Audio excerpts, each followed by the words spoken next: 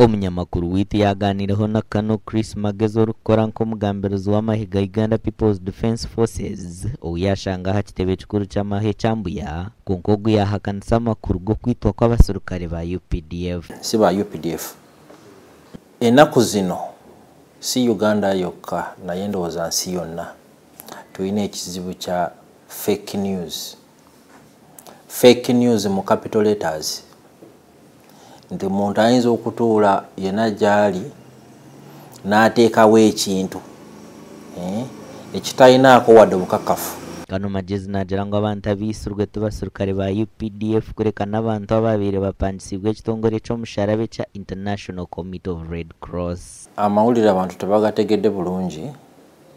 Amawulire gabadde gagamba nti waliwo akanyonyi akatonotono akebabadde bapangisiza ndooza aba International Committee of the Red Cross ogenda kufuna abantu aba bali mu kitundu kye Bukavu bano ba pilot ba civilian ba commercial flight pilots so ne bagenda Bukavu nendooza waliwo ekyabaddewo tole gyensomye mu mawulire waliwo ekyabaddewo ndowooza ne bakubwamu omunaafa ababiri ne bawambibwa.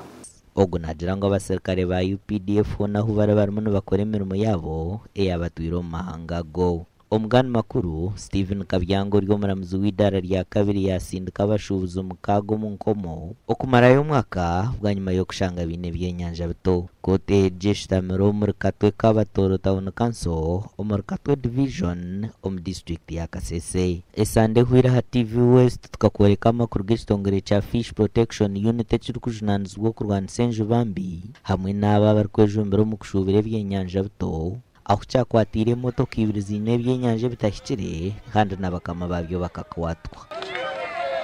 Each is to serve 12 months imprisonment. And it is an order of this court that the impounded mature fish of tilapia and Nile perch can be restored to the owners. I'm very happy that justice has prevailed. The suspects have been convicted 12 months, 6 of them to 12 months. Each of them is going to serve 12 months in prison, and which is very good for us. It is going to serve as a warning to others who want to deal in mature fish. Satu n'ekitundu zoba ziddiza abanyinibo taani 2 zino zetwokeza wano nga koti order bweragidde naye nsaba abavubi n'abali mu bizinesi y'okuvuba bagezeko okulaba nti benyigira mu nvuba entuufu kubanga okwonoona ebyennyanja nga bino ate ekyo betusuubira okufunamu ssente n'okubeezaawo obulamu bwaffe kuba n'ebyennyanja mmere ndaba nti si kituufu.